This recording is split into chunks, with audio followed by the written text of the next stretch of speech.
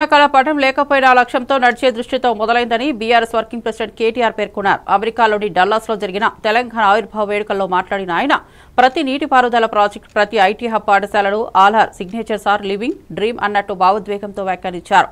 ఈ కళను ప్రజలందరితో కలిసి నిజం చేశామని చెప్పారు. మహాత్మా గాంధీ, అంబేద్కర్, మార్టిన్ లూథర్ కింగ్ల స్ఫూర్తితో కేసీఆర్ నేతృత్వంలో ఉద్యమం విజయాన్ని సాధించిందన్నారు. 4 కోట్ల ప్రజల కలలను కేబినెట్లోకి తీసుకెళ్లిన ఏకైక నాయకుడు కేసీఆర్ అని కొనియాడారు. త్వరలో మళ్లీ కేసీఆర్ సీఎం అవుతారని జోషన్ చెప్పారు. మీరు అమెరికాలో ఉన్న తెలంగాణ అభివృద్ధికి మీరు ఎంతో అవసరం అంటూ ఎన్ఆర్ఐలకు కేటీఆర్ సందేశం ఇచ్చారు. మిషన్ ఇంపాసిబుల్ అనుకున్న దాన్ని సాధ్యం చేసి అసాధ్యం అనుకున్న దాన్ని సుసాధ్యం జరిగిన రోజు జూన్ 2.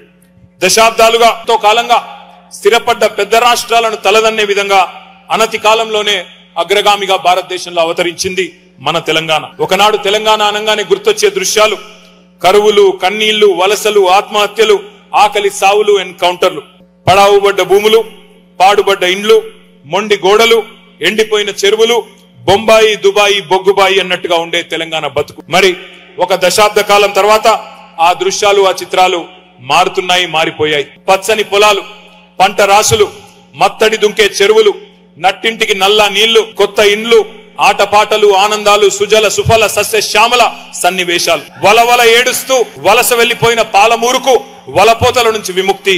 బొక్కలు వంగి బతుకులు కుంగిన నల్లగొండ ఫ్లోరైడ్ విషం నుంచి విముక్తి. సాలెల మగ్గం సడుగులు విరిగి ఉరిసిల్లగా మారిన సిరిసిల్ల నేతన్నల ఆత్మహత్యల నుంచి విముక్తి. ఆదివాసీ బిడ్డలు పిట్టల్లా రాలిపోయే ఏజెన్సీ విష జ్వరాల విషాదం నుంచి విముక్తి. కటిక చీకట్లతో, కరెంటు కోతలతో, కాలిన మోటార్లతో అల్లాడిపోయిన అంధకారం నుంచి విముక్తి. నీళ్లు లేక బోర్ల మీద బోర్లు వేసి బొక్క బోర్ల పడి అప్పుల పాలై చేనుగట్ల కాడ శవాలై వేలాడిన అన్నదాతలకు సావుల నుంచి విముక్తి.